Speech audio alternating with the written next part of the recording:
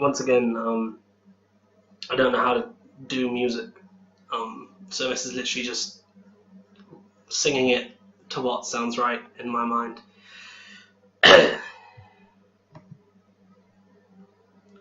Hello, Mr. Davis. Come now, take a seat. Why, it looks like you've fallen into depression. Now, Mr. Davis, what's with that look of defeat? Let's recount our last session. You came to me and said, Doc, I fucked up and went to bed with a girl from the bar, all dressed in red.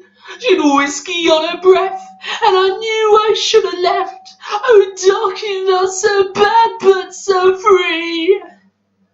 And I told you to leave it with me. Now, Mr. Davis, if you'll divert your attention to Exhibit A. Though she's a bit battered and bruised, I'm pretty sure you know this young lady. Now I know she's a little worse for wear, her skin worn away and her body bare. But why should a man like you care? After all, was she not a regret? But alas, she is not dead yet. You hold her heart in your hand, Mr. Davis. I'm sure you have a lot to get off your chest. Isn't it funny when you see, when excuses are taken literally, how much more deadly unfaithfulness can be? Oh, don't worry, this session is free. Doc, she gave me butterflies in my belly. Let's say who did the same. Well, those look like contestants to me. Her eyes, they sparkled like rubies. Let's give them a shine then. Have some rags and antifreeze. She's wild in the bed, Doc. Her screams drove me insane. But it's nice to see some things still remain the same. You got a heart in your hand, Mr. Davis. I know you have a lot to get off your chest. Isn't it funny when you see, when excuses are taken literally, how much more deadly unfaithfulness can be? Oh, don't worry, this session is free. Now, Mr. Davis, if you could avert your attention to Exhibit B. You told me, Doc, I feel so bad, she's my one and only.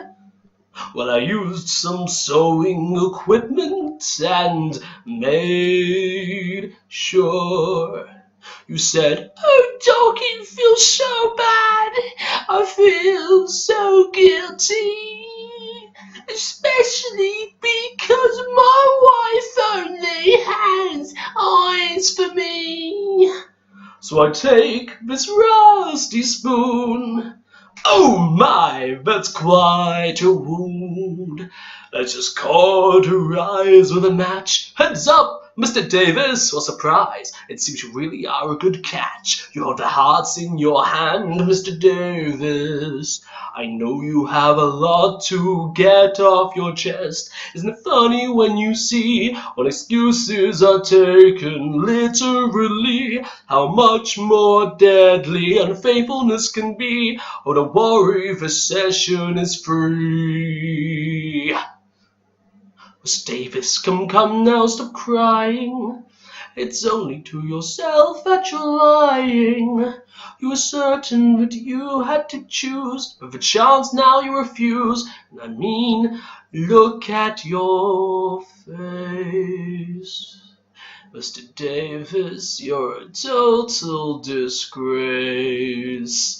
I mean, look at your face. Your own wife can't look you in the face. Come now, Mr. Davis. Look at this poor girl. She's spilling out her guts to you after you gave her a whirl. Was it worth it, Mr. Davis? Could you not keep your heart true? Time's running out, Mr. Davis. You're making me want to spew. I guess you're a selfish man, Mr. Davis. Time's running out. Play your part. Can't you see the rips in their flesh, Mr. Davis? You're tearing them apart.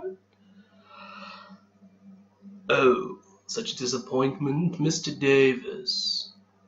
You tore these two women to shreds over you. I suppose it wasn't really fair, though, was it, Mr. Davis?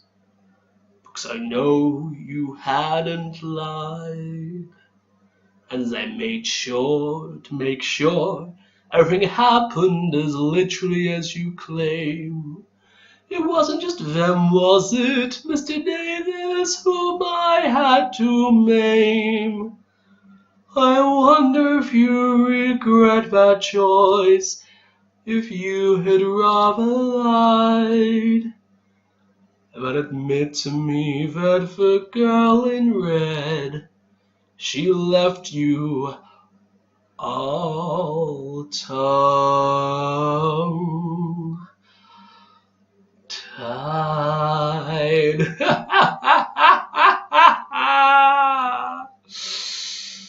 See you next session.